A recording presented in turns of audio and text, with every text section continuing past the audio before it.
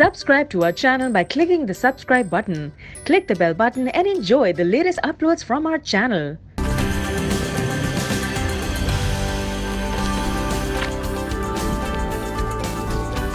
अस्सलामुअलैकुम, good morning. आज के साथ मैं हूं सबाशी और मैं हूं हाफिज मोहम्मद अवैस। तो जनाब, आज की सुबह हम क्या बात करने जा रहे हैं? हम सोच रहे थे कि हमारे पास बहुत सारे टॉपिक्स हैं, क्या हम बात करें फॉरगिवनेस पे, क्या हम बात करें सिविक सेंस पे। तो हमने सोचा जी आज सिविक सेंस पे बात करते हैं, क्योंकि सिविक सेंस पे बात करने की बड़ी ज़्यादा ज़रूरत है, ख़ास तौर से हमारी सोसाइटी में, जहाँ हम देखते हैं कि लोग अखलाकियात के दायरे से बिल्कुल गिरते ही चले जा रहे हैं।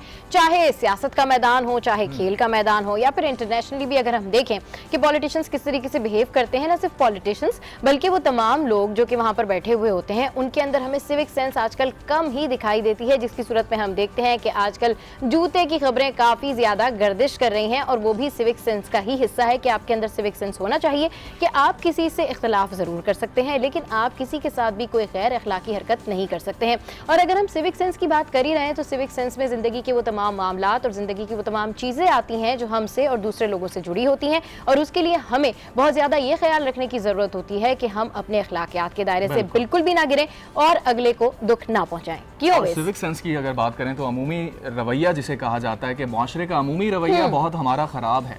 अगर हम सड़क पर सफ़र कर रहे हैं तो देखें कोई भी अपनी लेन को फॉलो नहीं करता, ट्रैफिक कवानीन को फॉलो नहीं करते। कचरा फेंकने की बात आती है तो हम डस्टबिन के बजाय ऐसे ही सड़क पर कचरा फेंक देते हैं, गाड़ी से ऐसे ही गाड़ी की विंडो से कचरा बाहर फेंक देते हैं, रास्ते से पत्थर नहीं उठाते। रास्ते से पत्थर नहीं उठाते। इसके अलावा आप दीगर चीजें भी देखें, पेडेस्ट्रियन ब्रिज होता है सड़क पर बना हुआ, लेकिन हम कभी भी पेडेस्ट्रियन ब्रिज से मोस्टली लोग नहीं उसको फॉलो करते और नीचे से जमीन से सड़क क्रॉस कर रहे होते हैं, जो हादसात का भी बायस बन रही होती है। तो ये हमारा अमूमी रवैया है बहैसियत मुआशरा। बिल्कुल बहैसियत मुआशरा हमारा ये रवैया है। और फिर हमारे ऊपर जो हुक्मरान मुसल्लत होते हैं वो भी उसी तरह के ही होते हैं। फिर हम कहते हैं कि हमारे ऊपर ऐसे हुक्मरान क्यों मुसल्लत हो गए? बिल्कुल, बात तो वही है ना कि एटीट्यूड बहुत ज़्यादा काउंट करता है। अगर हम ओवरऑल इंटरनेशनली भी देखें और हम भारत की भी बात करें तो आप देखिए कि भारत हमारे साथ जो जारियत करता है, जो सलूक करता है, डेफिनेटली उसमें पॉलिटिक्स तो शामिल है ही, उनकी पॉलिसी भी शामिल है, लेकिन कहीं ना कहीं सिविक सेंस की भी ज़रूरत है। क्योंकि अभी मैं और ओवैस एक जो है वो डिस्कशन कर रहे थे एक शख्स के हवाले से जो कि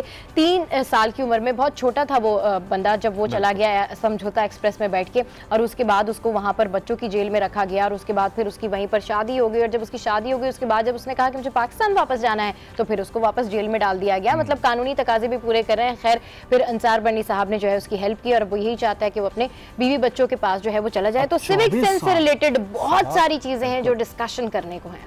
और अब हम चलेंगे अपनी टॉप स्टोरीज की जान।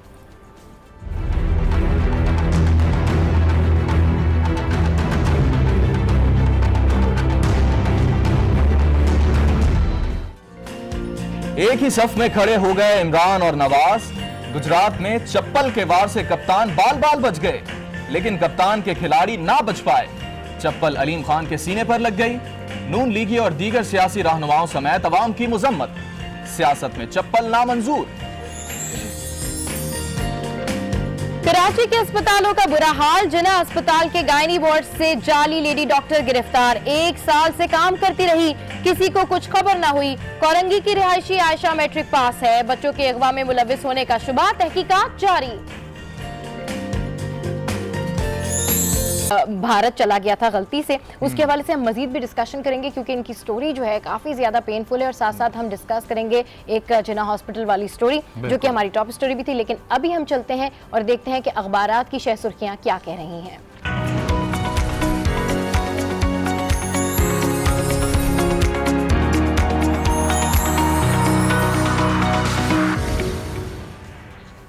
सबा, आज आप बताएंगी या मैं बताऊं? चले आज आप ही बताएं। चले मैं बता देता हूं। अब हम वन ऑन वन कर लिया करें, ठीक है ना? ओके। एक्सप्रेस अखबार मेरे पास है और आज की ज़बरदस्त और बड़ी खबर यह है कि लीड ये लगी है कि जरदारी और नियाज़ी मिलकर भी हम पर भारी नहीं। नवाज शरीफ से ज्यादती हुई, इंसाफ ज़रूर मिलेगा। शहबाज शरीफ लीग के सदर बन गए हैं। चाबी वाले खिलौने एक ही जगह सजदा रेज हो गए हैं, ये नवाज शरीफ का कहना था। सब ये खबर कल के हवाले से है जब शहबाज शरीफ मुस्लिम लीग नून के मुस्तकिल अब सदर बन चुके हैं, और ताहयात कायद तो नवाज शरीफ साहब पहले ही बन चुके हैं। कल उन्होंने धुआंधार खिताब किया है। उन्होंने कहा कि जरदारी और नियाज़ी मिलकर भी हमें शिकस्त नहीं दे सके, और ये सेनेट इलेक्शन के अंदर जो जीत हुई है अपोजिशन इत्तेहाद की, ये बल्कि उनकी जीत नहीं है, उनकी हार है। साथ ही साथ फिर उसके बाद नवाज शरीफ साहब ने खिताब किया और उन्होंने धुआंधार खिताब किया। उन्होंने कहा कि चाबी वाले खिलौने एक ही जगह सजदा रेज हो गए, यानी बलूचिस्तान के अंदर जाके। उन्होंने पीपल्स पार्टी और पीटीआई की तरफ रेफर करते हुए ये बात कही। और उन्होंने फिर एक बार वही पुराना नैरेटिव दोहराया कि मुझे निकाल दिया गया, मैं वजीर आजम था, 4 साल खिदमत करता रहा और अब मुल्क तरक्की की राह पर जो गामजन था वो डिक्लाइन की तरफ जा रहा है। बिल्कुल, तरक्की की राह पर गामजन था, डिक्लाइन की तरफ जा रहा है। अगर हम बात करेंगे नून लीग के हवाले से, हुकूमत के हवाले से, तो कल हमने देखा कि जो इनका इजलास हुआ एक बाकायदा तौर पर, जिसमें अब मुस्तकिल तौर पर शहबाज शरीफ को पार्टी सदर नामजद कर दिया गया है। इससे पहले भी शहबाज शरीफ साहब के ऊपर जो है वो इस तरह की जिम्मेदारियां आई हैं और उन्होंने निभाई हैं, लेकिन उनका यही कहना है कि उनके भाई के लिए यानी कि नवाज शरीफ के लिए उनका यही कहना है कि तमाम मामलात में वो उनसे मशवरा भी करेंगे और जितने भी सियासी मामलात हैं अब उनको वो बगौर देखेंगे भी। और अब हम ये देखते हैं कि नून लीग की जो सियासत है उसमें क्या चेंज आने वाला है, किस तरीके की अब सियासत होगी। क्या शहबाज शरीफ भी मुजाहिमत की सियासत करेंगे, क्या वो भी जारहाना इनिंग्स खेलेंगे, या फिर उनकी जो स्ट्रैटेजी होगी, उनकी पॉलिसी जो होगी वो 2018 के इलेक्शंस को मद्देनजर रखते हुए कुछ चेंज होगी। तो इस हवाले से अब कल मुस्तकिल तौर पर शहबाज शरीफ जो है वो पार्टी सदर नामजद हो गए हैं और उन्होंने काफ़ी ज़्यादा तनकीद भी की है।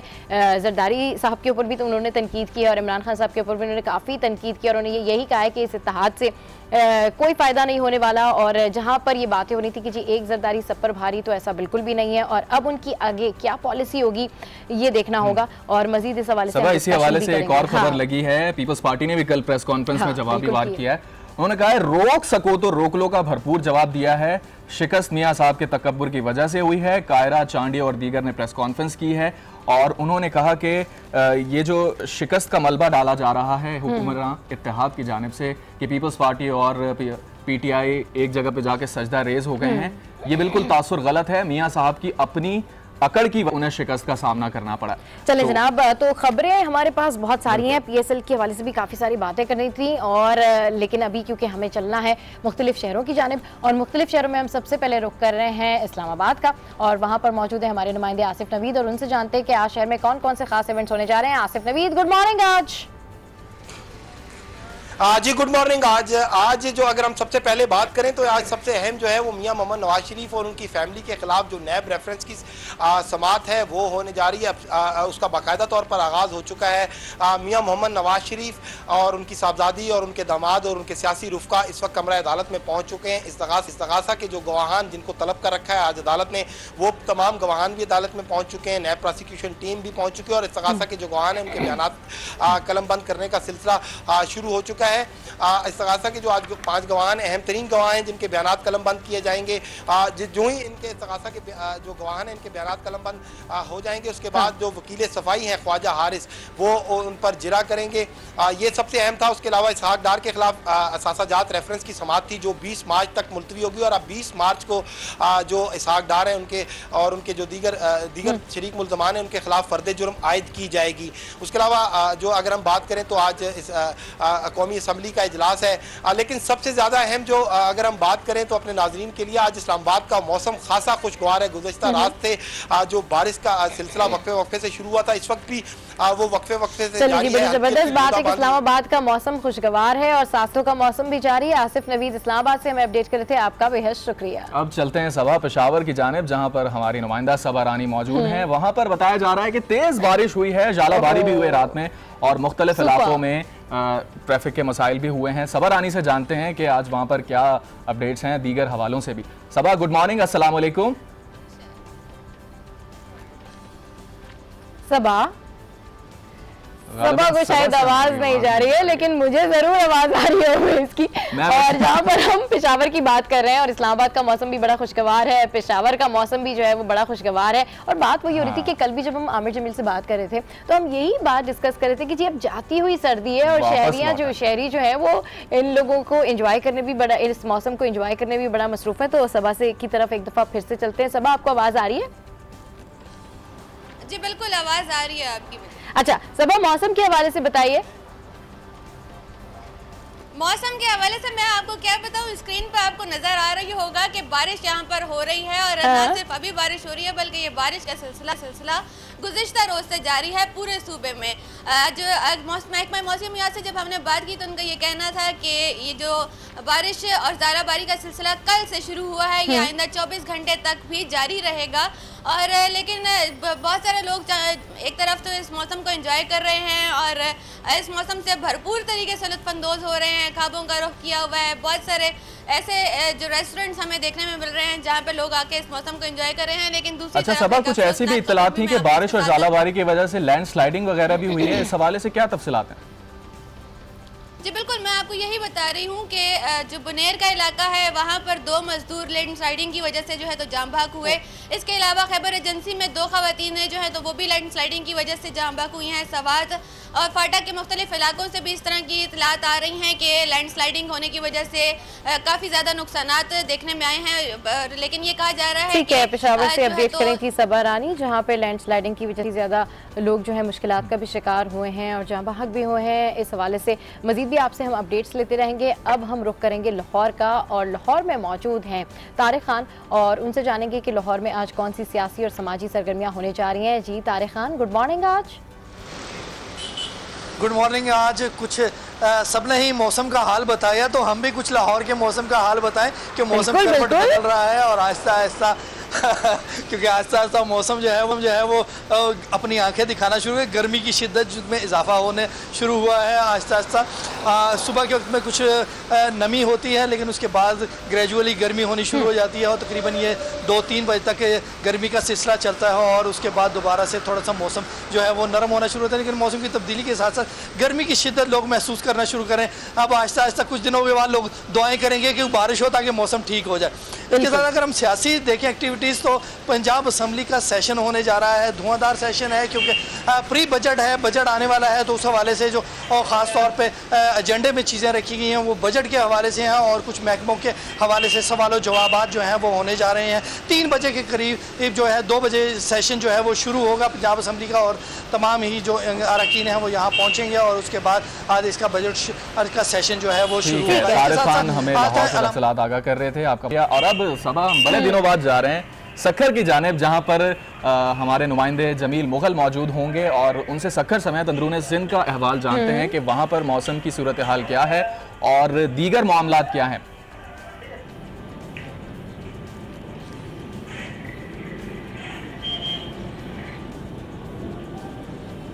जमील मुगल, आपको आवाज आ रही है? जमील मुगल, जी बिल्कुल आवाज़ आ रही है। Good morning. आज सक्खर की सूरत हाल, सिंध की सूरत हाल मैं आपको बताता हूँ कि सक्खर में गर्मी जो है इस वक्त थोड़ी सी बढ़ना शुरू हो गई है और गर्मी की वजह से यहाँ पे लोड शेडिंग में एक बार फिर इजाफा हो गया है। गैर एलानी लोड शेडिंग हो रही है। हुकूमत ने बड़े बड़े दावे किए हैं, बड़े बड़े जलसों में दावे किए जा रहे हैं कि लोड शेडिंग बिल्कुल ख़त्म कर दी गई है, लेकिन उसके बरक्स, दावों के बरक्स सक्खर समेत अंदरूनी सिंध में जो है लोड शेडिंग की जा रही है। सक्खर में 6 से 10 घंटे तक लोड शेडिंग की जा रही है, जबकि कई इलाकों में 10 से 12 घंटे तक लोड शेडिंग की जा रही है। यहाँ पे इम्तहानात भी हो रहे हैं, क्लास 1 से लेके क्लास 8 तक इम्तहानात हो रहे हैं। बच्चे बड़ी मुश्किल से जो है अंधेरे में इम्तहान दे रहे हैं। यूँ अगर हम बात करें हुकूमत के दावे जो है बिल्कुल जो है धरे के धरे रह गए हैं। यहाँ पे लोड शेडिंग सबको की जाने से लोड शेडिंग की जा रही है। कारोबारी ज़िंदगी बिल्कुल मुअत्तल होकर रह गई है। सुबह के टाइम जो है बच्चों के लिए नाश्ता तैयार करना होता है, लोग घरों से अपनी नौकरियों पर जाना होता है उन्होंने, लेकिन उसमें अंधेरे में काम करना पड़ता है। हुकूमत सिर्फ दावे कर रही है कि यहाँ पे हुकूमत सिर्फ दावे कर रही है। और जमील मुगल हमें सक्खर से अपडेट कर रहे थे जहाँ पर शहरी बेइंतहा पर इस हवाले से, क्योंकि वहाँ पर बेइंतहा लोड शेडिंग की जा रही है। वैसी वही बात है जो हम डिस्कस कर रहे थे कि अब जैसे ही सीजन चेंज होगा, हाँ, और जैसी थिंग्स चेंज होंगी वैसे ही जो है हमें तोहफे मिलना शुरू हो जाएंगे और सबसे पहले तोहफा जो है वो हमें लोड शेडिंग का ही मिलता है। तो गुड मॉर्निंग। आज में यहाँ वक्त एक ब्रेक का, कहीं जाएगा मत, don't go anywhere, stay with us, keep watching. Good morning. आज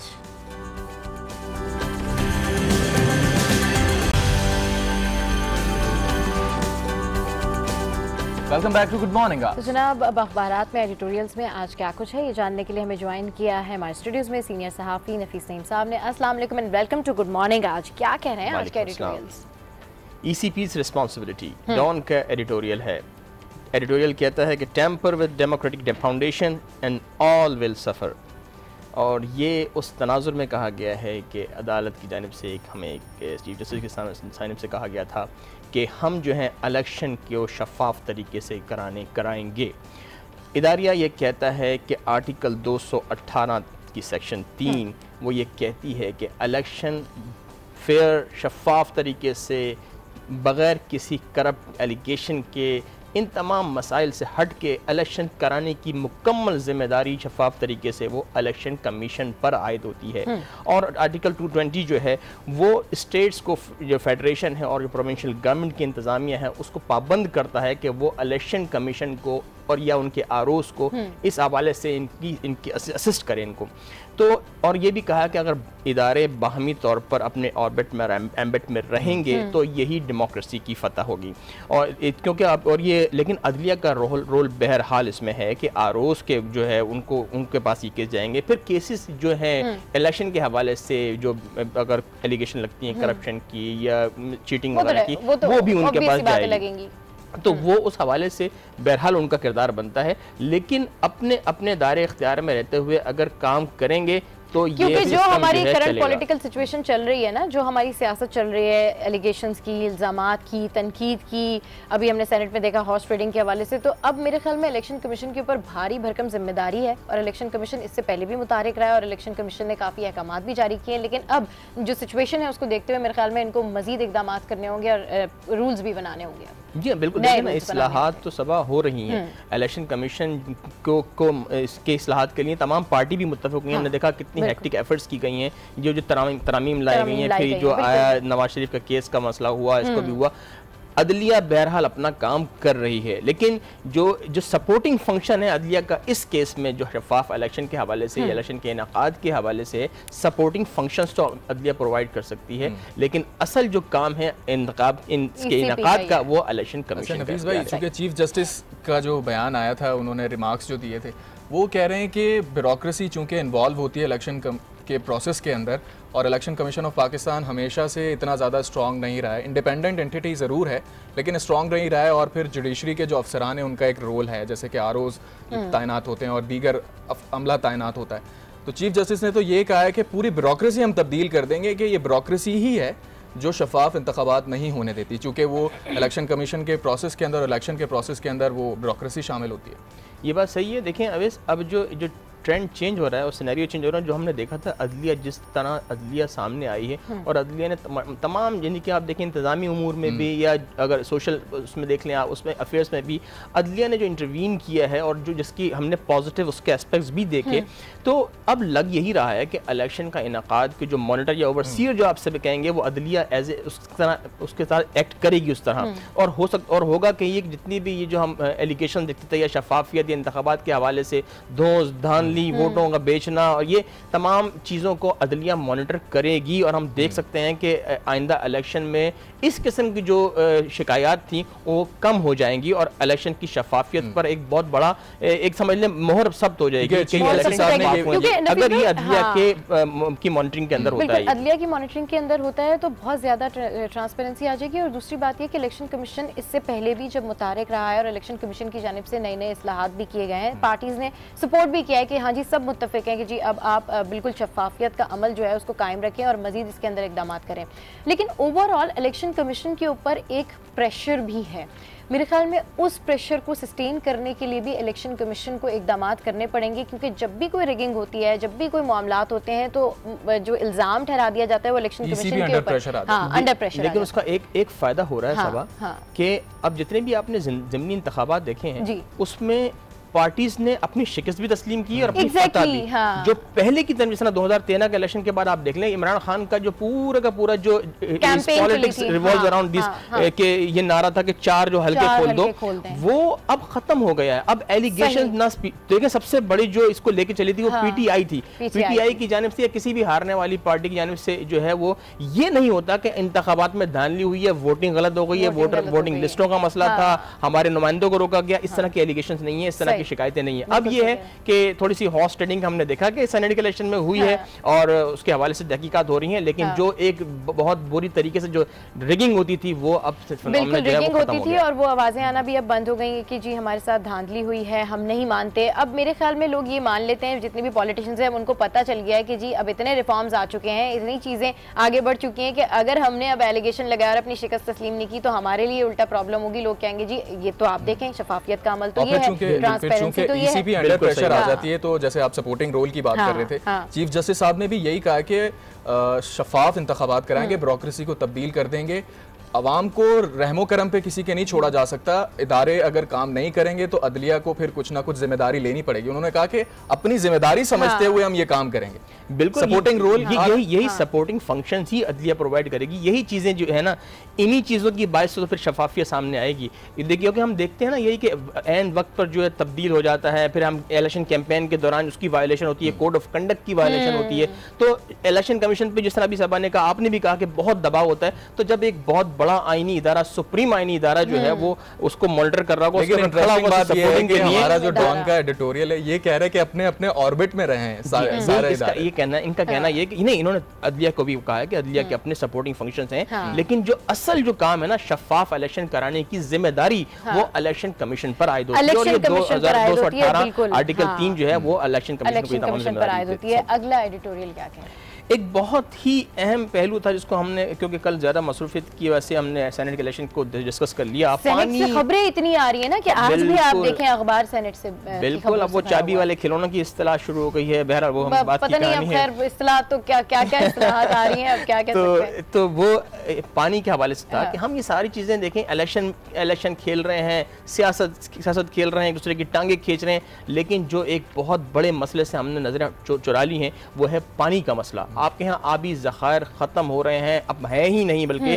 और पानी, अब एक रिपोर्ट आई है कमिश्नर की, वाटर कमिश्नर की, उन्होंने ये कहा है कि आपके यहाँ तकरीबन 1,23,000 एकड़ सालाना पानी, पीने का पानी ज़ाया हो जाता है, समंदर की नज़र हो जाता है, और आपके पास जो है सैलाबी पानी को बचाने के लिए ज़खायर ही नहीं है आपके पास। और सबसे बड़ा अलमिया ये है कि हम इस पर बहस ही नहीं करते, जब पाइपलाइन फट जाती है तो सड़कों पे वो पानी नजर आता है, लेकिन पीने के लिए ये पानी नायाब है। हाल ही झील सूख गई, K4 प्रोजेक्ट का क्या हुआ कुछ नहीं पता, मंसूबे पे मंसूबे हो रहे हैं, इफ्तिताह भी हो रहा है, लेकिन पानी के हवाले से कराची हो या फिर हमारे दीगर शहरों, यही होता है कि जी पानी की शॉर्टेज है। और गर्मियों में आप देखें कि किस कदर टैंकर माफिया सरगर्म हो जाते हैं और मुंह मांगे दामों जो है वो टैंकर्स देते हैं, और कितनी मुश्किलों से लोग लाइनें लगा के वो पानी घर लेके जाते हैं। मतलब ये वो हमारा शहर है जो कि इतना रेवेन्यू जनरेट करके देता है, वहाँ के लोगों को पानी नायाब है उनके लिए। क्या ये हमारी तरजीहात में नहीं है हुकूमत की कि एक्चुअल जो मसाइल है, अवामी नौयत के जो मसाइल हैं, बराह रास्त अवाम जिनसे मुतासिर होती है, उस पर बहस ही नहीं होती। देखें अवैस, हम इतनी बदनसीब कौम हैं जिसकी खिदमत के लिए 15-15 करोड़ रुपए दे के नुमाइंदे आते हैं उसकी खिदमत करने के लिए, और वो चाहते हैं कि हम हर हाल में पहुंच जाए आवाम की खिदमत के लिए, चाहे सेनेट में पहुंचे, चाहे असेंबली में पहुंचे, चाहे प्रोविंशियल असेंबली में आप देख लें। लेकिन हमारी खिदमत का ये हाल है कि आपके यहाँ आपको पीने का पानी मैसर नहीं है। लोड शेडिंग फिर देखें उमड़ आएगी, दावे किए गए थे 2018 में लोड शेडिंग बिल्कुल ख़त्म कर दी जाएगी। पहले एक्सक्यूज़ पेश किए गए कि जिन जिन इलाकों में जो है चोरी हो रही है, कुंडा हो रहा है, वहाँ जो रहेगी। अब हम देख रहे हैं कि जो गर्मी बढ़ रही है, लोड शेडिंग का बढ़ता जा रहा है, तो आवाम के मसाइल हल नहीं हो पा रहे हैं। बिल्कुल आवाम के मसाइल नहीं हल हो पा रहे हैं, और आवाम के मसाइल कौन हल करेगा, हुकूमत को ये भी सोचना चाहिए, क्योंकि अब पानी नायाब हो जाएगा तो लोग तो परेशान होंगे। बहुत शुक्रिया नफीस नईम साहब हमारे साथ मौजूद थे, इंतहाई अहम इदारे आज डिस्कस किए हैं। गुड मॉर्निंग आज में यहाँ वक्त एक ब्रेक का, कहीं जाएगा मत, stay with us, keep watching good morning आज।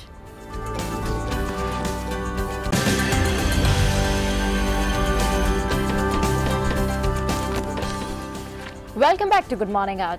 तो सियासी मामलात पर बात हो रही, तो आपको बताएं गुज़िश्ता दिनों मुत्तहिदा कौमी मूवमेंट पाकिस्तान की मुनहरिफ रुकने सिंध असम्बली हीर सोहो ने बाज़ाब्ता तौर पर पाकिस्तान पीपल्स पार्टी में शमूलियत का ऐलान कर दिया है, और उन्होंने एमक्यूएम से अपनी राहें जुदा कर ली हैं। गुज़िश्ता हफ्ते एमक्यूएम छोड़ने वाली रुकन सिंध असेंबली हीर सोहो ने पीपल्स पार्टी में शमूलियत का बाकायदा ऐलान किया। उन्होंने कराची में पीपल्स पार्टी के रहनुमाओं फरियाल तालपुर और निसार खुड़ो के हमरा प्रेस कॉन्फ्रेंस भी की और कहा कि एमक्यूएम के 5 धड़े बन चुके हैं, मैं वहाँ मुतमईन नहीं थी, इसलिए पीपल्स पार्टी ज्वाइन कर ली है। उनका मजीद कहना था कि एमक्यूएम में सिर्फ खवातीन की किरदार खुशी की गई है, जबकि पीपल्स पार्टी में खवातीन की इज्जत है। और इसी सूरत हाल पर बात करने के लिए हीर सोहो साहिबा हमारे साथ स्टूडियोज़ में भी मौजूद हैं। मैडम, आपने हमें आज वक्त दिया, आपका बहुत शुक्रिया। थैंक यू आप लोगों का कि यहाँ बुलाया मुझे अपना मौक़िफ़ देने के लिए। बिल्कुल। so much। सबसे पहले ये बताइएगा कि तकरीबन 16-17 साल की वाबस्तगी मुत्तहिदा कौमी मूवमेंट से, और अब अचानक ऐसा फैसला कर लिया कि आप पीपल्स पार्टी में चली गई, बिल्कुल ही राह जुदा कर ली?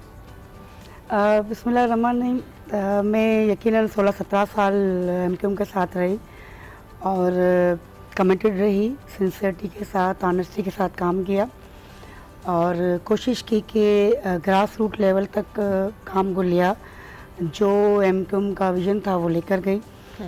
लेकिन 2-2.5 साल, बल्कि मैं समझूँ जब से ऑपरेशन शुरू हुआ, बहुत ज़्यादा प्रॉब्लम्स आए, बहुत सारे इश्यूज़ आए, लेकिन खड़े रहे। कभी भी ये नहीं सोचा कि मैं किसी खास तौर पर पीपल्स पार्टी, एमक्यूएम और पीपल्स पार्टी दो समझे कि अपोज है एक दूसरे की, पीपल्स पार्टी ज्वाइन करूँगी। आपके सामने कि 11 मार्च को खड़ा, उस वक्त भी खड़े रहे और वहाँ समझे कि तंजीम स्ट्रक्चर पूरा कोलैप्स हो गया था। उस वक्त 18 मार्च का पार्टी का यौम तासीस, अच्छे लोगों के नाम अनाउंस हुए, स्टेज पर नहीं आए, स्पीच नहीं की, लेकिन हम लोग खड़े रहे और बाकायदा जो पार्टी का मौक़िफ़ था खुल के दिया। लेकिन वक्त के साथ साथ चीज़ों में बहुत ज़्यादा तब्दीली आने लगी। एक ग्रुप बना, फिर पीएसपी आया। पीएसपी में भी समझे कि 50% वो लोग हैं जिनके साथ मैंने काम किया, अनीस कायम खानी है और जितनी पूरी टीम है वो हमारे साथ रही, हमने काम किया। अच्छा, मुश्किल था कि एक टीम वर्क काम करी और टीम एक ग्रुप में चली जा। फिर आहिस्ता सा फारूक सत्तार ने जब ये 22 अगस्त का वाक़या हुआ, बहुत मुश्किल था कि 22 अगस्त के बाद आप एक क्या लीडर को छोड़ के आप किसी और लीडर को सरबराह मानो। लेकिन हम सब ने वो अदी फरियाल मेरे साथ खुद बैठी प्रेस कॉन्फ्रेंस में। सीनियर की आदत तो बहुत टाइम से मेरे राब्ते में थी कि चाहती थी कि मैं, क्योंकि मैं सिंधी स्पीकिंग बैकग्राउंड जो है वो पीपल्स पार्टी वाले साहब पीपल्स पार्टी में ऑलरेडी हैं, तो राब्ते में थे और मुझे उम्मीद नहीं थी कि उन्होंने जितने वार्म वेलकम मुझे किया जब मैं सीएम हाउस गई थी डिनर में। तो पूरी क़यादत का था कि नहीं, बल्कि उन लोगों का कहना था कि आप वेलकम, आप अपने घर आ गए। लेट किया फैसला लेकिन सही। अच्छा मैडम, एमक्यूएम पाकिस्तान क्योंकि एक ऐसी सियासी जमात है और कराची की सियासत में जिसका अहम किरदार रहा है, 16 साल से आप इस जमात को सर्व कर रही हैं, आपने इस जमात के साथ बड़े उतार चढ़ाव देखे होंगे। अब जाहिर सी बात है आपने इस पार्टी को छोड़ा है, दूसरी पार्टी में आई हैं, क्या डिफरेंस पाया है आपने दोनों पार्टीज़ के अंदर? देखिए, मैं समझती हूँ कि एमक्यूएम जो और जो आवाम पसंद करती थी वो सिर्फ इस वजह से कि वो मिडिल क्लास की पार्टी थी। एक जो नारा था वो मिडिल क्लास का, आम लोगों का, मुआजिर कास्ट का था। फर्स्ट ऑफ ऑल पहले मुआजिर कास्ट का था, फिर मुत्तदा के वाले से, और डिलीवर भी किया, ऐसा नहीं अब क्या स्टेटस है इस पार्टी का? अब वो चीज़ें नहीं है। मैं समझती हूँ कि अब इज्तिमाई सोच नहीं है। अच्छा, जो है इज्तिमाई सोच बैकग्राउंड में चली गई है, अवामी काज नहीं है। अच्छा, जो मकसद था जो वो चीज़ अब नहीं रही। अब समझे कि आप फिर क्या है, ये 2 धड़े भी बने हुए कराची की सियासत को ओन भी कर रहे हैं। 2 धड़े नहीं, अब बहुत सारे धड़े बन गए हैं, बहुत सारे। अच्छा, एक क्वेश्चन, हर कोई अपनी कह रहे हैं देखची जो है ना, छोटी सी देखची बना के बैठ गया है, बहुत सारे धड़े बन गए। लेकिन एक क्वेश्चन मेरे जहन में आ रहा है कि पीएसपी भी है और उसमें भी आपके साथ आपने बताया कि वही लोग थे जिन्होंने पिछली पार्टी में आपके साथ काम किया, तो जा सकती थी, पीएसपी भी ज्वाइन कर सकती थी, क्योंकि एटलीस्ट पीएसपी में तो कोई धड़ा नहीं है, उन्हीं का अलग धड़ा है। मेरे लिए ऑप्शन था कि मैं पीपल्स मतलब मेरे दोस्त थे जो राब्ते में भी थे, लेकिन मेरी फैमिली का था कि नहीं, अब फिर तुम जाओगे फिर वही गाली गलोच उसके खिलाफ बोलना है। तो मुस्तफा कमाल का भी जो लोग ज़्यादा वजन हुए थे कि वो आकर जो उन्होंने रिमार्क्स दिए, जो लैंग्वेज इस्तेमाल की, उस वजह से लोग थोड़ा सा बैक हुए। और बहुत सारे लोग ऐसे थे कि अगर वो रिमार्क्स, वो चीज़ें नहीं देते तो शायद मतलब मेरा ख्याल में ज़्यादा मुस्तफा कमाल का प्रेशर आपके ऊपर फैमिली का था, और लोगों का था कि नहीं ठीक है, आप जब वो मुतहदा थी, अब मुतहदा नहीं है, मतलब उसमें तमाम कम्युनिटी थी, अब आहिस्ता तब तमाम कम्युनिटी की पार्टी नहीं है, तो बेहतर है फिर जाओ, फिर वो सियासत करो, फिर किसी को आप गलत करो, किसी को अच्छा कहो, उसे अच्छा आएगा। आप चाहते थे कि आप पार्टी मुकम्मल तौर पर आप पीपल्स पार्टी में चले जाएं, प्रेशर दूसरे भी आपने बताया।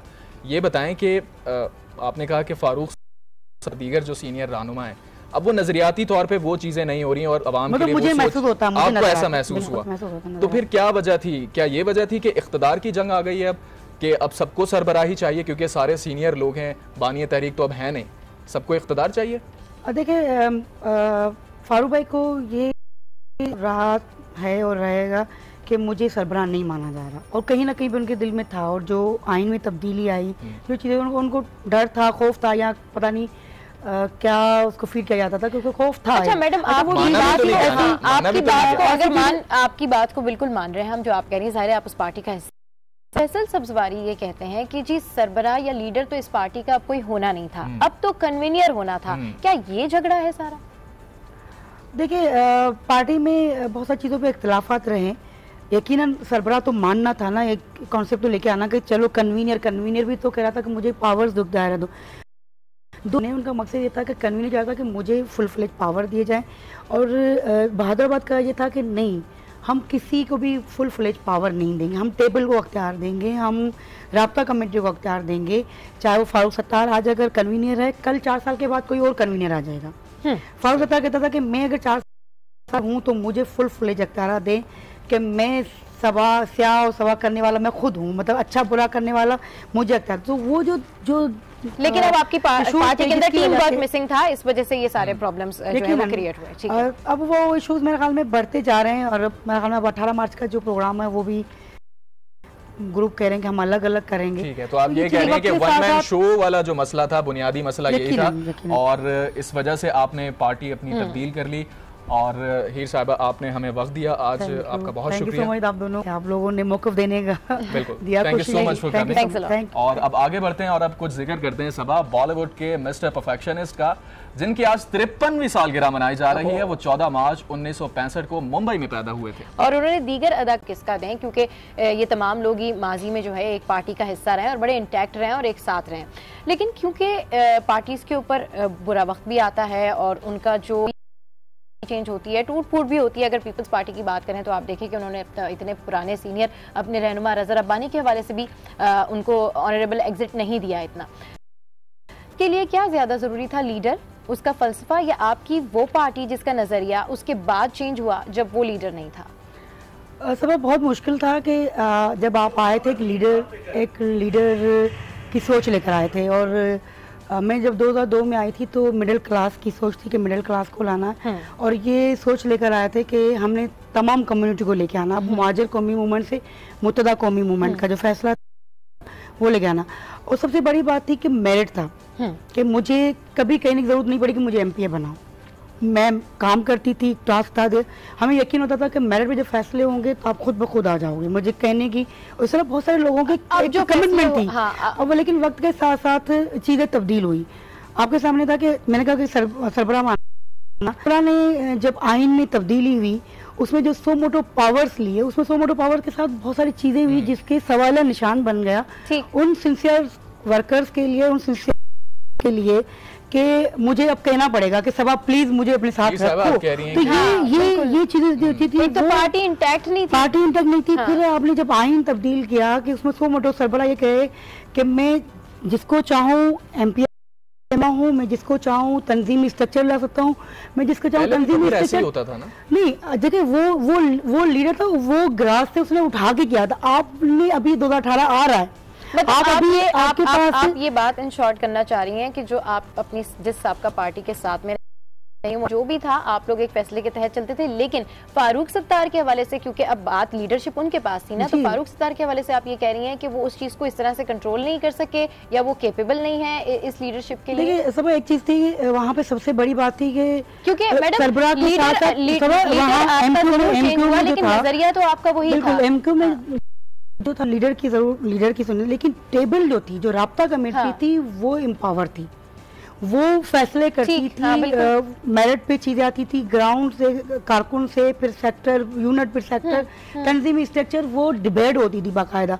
अच्छा, वहाँ पे भी लड़ाई, ऐसा नहीं है कि होती थी, चीज़ें होती, डिस्कस होती थी, फैसले होते थे। लेकिन जब आपने टेबल को क्रॉस कर लिया, आपने मेरिट को क्रॉस कर लिया, अब आप सिर्फ 1.5 बन गए हो, तो फिर बहुत मुश्किल हो गया था कि पीएसपी को, फिर आप बहादुराबाद को, फिर पीआईबी हो, और उसके साथ साथ फिर एक नया ग्रुप जो नजर आ रहा था हमें। तो मेरे लिए बहुत मुश्किल था कि मैं सियासत करना चाह रही थी, सीधे चलना चाह रही थी। मैं डिप्लोमेटिक नहीं हूँ, मैं मक्खन नहीं लगाने वाली खातून नहीं हूँ। साफ सुथरी सियासत थी, जब तक मैं मुतमईन थी मैं चलती रही। आपके लिए मुश्किल था कि धड़ेबंदी हो गई, लीडरशिप का फुकदान आ गया, तो मैं अब बैठ के मैं किस कहूँ कि सभा गलत हो गई, अब ये सही है, ये सही है, तो मुश्किल था। एक टीम वर्क सवाल मेरा, एक ऐसी पार्टी जिसके साथ आपने 16-17 साल का लंबा अरसा गुजारा, उस पार्टी ने 3 बार आपको टिकट दिया, उसकी टिकट के ऊपर आप रुकने सिंध असेंबली मुंतखब हुई, ऐसी पार्टी को इतने कड़े वक्त में छोड़ देना क्या सियासत है आपके लिए? अली, साथ में ये भी जरूर ऐड कीजिएगा कि आपने कहा कि पार्टी के अंदर धड़ेबंदी हो गई, लेकिन अल्टीमेटली नजरिया तो सबका एक है, ग्रुप बंदी तो जरूर है, नजरिया तो सबका एक है। अगर आप नजरियाती तौर पर एमक्यूएम से वाबस्ता थी 16-17 साल तक, और उस पार्टी ने 3 बार आपको टिकट भी दिया। देखिए, मैंने कहा ना कि जब मैं आई थी तो मुझे कभी भी कहने की ज़रूरत नहीं पड़ी कि मुझे एमपीए बनाओ या मुझे जिम्मेदार, क्योंकि मेरिट था। आप काम कर रहे थे, आपको कॉन्फिडेंस था कि आप आओगे। जब भी मेरिट पर चीज़ें आएंगी, जो भी काम कर रहा है, जो भी एक्सपायर्ड, तो मुझे ये अब वो मेरिट वाले फैसले नहीं होंगे, क्योंकि 2-3 चीज़ें ऐसी हमारे सामने आई जिस पे हमें तहफ़्फ़ुज़ात थे, जो ख़वातीन ने नहीं किया। सबसे बड़ा इशू कामरान इशू। अच्छा, 2-3 ख़वातीन के इशूज़ भी थे, इरम फारूक का वाला इशू था, जिस पे भी हमें बहुत ज़्यादा रिजस्ट किया, हमने स्टैंड लिया। तो हमें यह था कि अब मेरिट नहीं है, जिसकी वजह से मैं आज भी कह रही हूँ कि मैं बुरे वक्त में एमक्यूएम को नहीं छोड़ा, क्योंकि जिस तरह की अब पॉलिसी थी, आप अच्छा मैडम, दो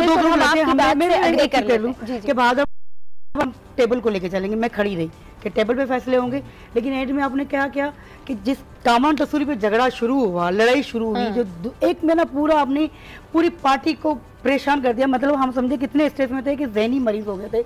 एंड में आपने फैसला वोट दे रहे, कहाँ मेरिट गया, कहाँ उसूल गए, कहाँ आइन गया, कहाँ आपकी टेबल की चली गई। बिल्कुल आपकी बात से हम अग्री कर लेते हैं कि इतनी कंफ्यूजन के बाद आपने ये डिसाइड किया कि फाइनली अब it's the right time to switch the party.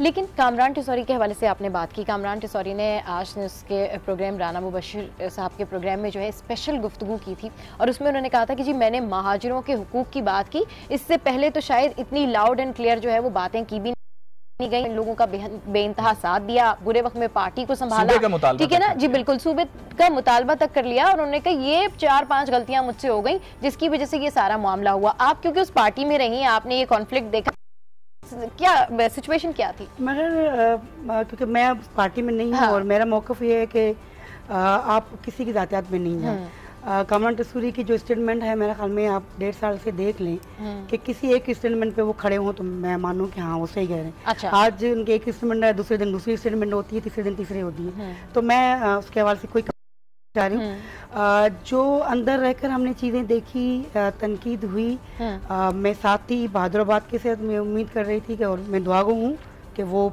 फिर यूनिट हो जाए, काम करें, डिलीवर करें, क्योंकि इससे इस पूरे सिनेरियो में कहीं पे भी आपको कौम नजर नहीं आ रही थी, नहीं आ रही थी आपको शहरी जो आपके डिस्टर्ब है, इश्यूज हैं, वो कहीं भी नजर नहीं आ रही। जब आप ये पार्टी स्विच कर रही थी, जब आपने ये फाइनल फैसला किया था कि जी अब मैं पीपल्स पार्टी में चले जाऊंगी और वोट भी मैं कास्ट करूंगी अपना, उससे पहले आपने अपने साथी कोलीग्स को वहां पर कुछ और उन लोगों की मजीद क्या राय है अब करंट एमक्यूएम पाकिस्तान? 2-3 साथियों से डिस्कस किया था कि मैं बहुत मेंटली स्ट्रेस में हूँ, फैमिली का प्रेशर है, मुझे यहाँ तो परमिशन दे के मैं कुछ दिन बैठ जाऊँ, यहाँ तो फिर मेरे लिए मुश्किल हो जाएगा कि मैं आगे नहीं चल पाऊँगी। कुछ 2-3 ऐसे साथियों से किया था, लेकिन किसी ने भी पार्टी के हवाले से, किसी सीनियर की आदत ने मेरे हवाले से कोई सी रिमार्क्स नहीं दिए, कोई सी बात नहीं की। आपको नहीं कहा कि ये पार्टी पे बुरा वक्त है, गुजर जाएगा? ऐसा मुझे अभी तक कोई से रिमार्क्स, सोशल मीडिया में मतलब चल रही है बहुत सारी, आपने खुद से कोई कंसल्टेशन करने की कोशिश की? नहीं, मैंने मतलब मुझे गुज़ारिश से यकीनन आपने इतना सिंसियरिटी के साथ काम किया, और बहुत अच्छे लोग, चाहने वाले लोग मिले जिन्होंने हमेशा की रिस्पेक्ट और मुकाम दिया। अफसोस है उन लोगों को भी कि, और यकीनन उनके लिए भी एक शाउट, मतलब हैरानगी न्यूज़ थी कि उन्हें तस्वीर नहीं था कि मैं जा सकती हूँ, तो यकीनन उनके लिए भी, मेरे लिए भी, लेकिन मेरे लिए उस वक्त सर्वाइव करना बहुत मुश्किल था, और मैं नहीं चल पाई, मैं नहीं चल पाई। आपके लिए सर्वाइव करना मैं डिप्लोमेटिक नहीं हूँ, मैं नहीं कर सकती। चलें, आप डिप्लोमेटिक नहीं, आपके लिए सर्वाइव करना मुश्किल था। कामरान टिसूरी का आपने नाम लिया। इसमें एक और चीज़ उसको चला था कि एमक्यूब में ख़वातीन की इज़्ज़त नहीं है। कुछ मेहरबान दोस्तों ने दे दिया, ऐसी कोई चीज़ ना मैंने स्टेटमेंट कि एमक्यूब में ख़वातीन की इज़्ज़त नहीं है और ना ही ऐसी कोई चीज़ है। मैं क्लियर करना चाहती हूँ, ख़वातीन की इज़्ज़त है, रिस्पेक्ट, और इस पॉइंट ऑफ व्यू से मैं नहीं गई हूँ, मैं क्लियर कर रही हूँ ख़वातीन की। कामरान टिसूरी का आपने जिक्र किया कि सारा मसला वहाँ से शुरू हुआ और फारूक सत्तार साहब ने जाके एक आउट ऑफ दी टर्न जाके उन्हें सारा वो दे दिया। आपसे सवाल ये है कि कामरान टिसूरी क्या मसला था, या फारूक सत्तार साहब जैसे कह रहे हैं कि दूसरे मसाइल भी थे, पसे पर्दा दूसरी चीज़ें भी थी? अभी ये सवाल है, इस पर हम ब्रेक से क्योंकि पाकिस्तान की अंदरूनी कहानी एक्चुअली है क्या, हमारे साथ इनकी हिसाब का रहनुमा मौजूद है, इस हवाले से मजीद भी डिस्कशन करेंगे। लेकिन गुड मॉर्निंग आज में यहाँ वक्त एक ब्रेक का। Stay with us, keep watching good morning आज।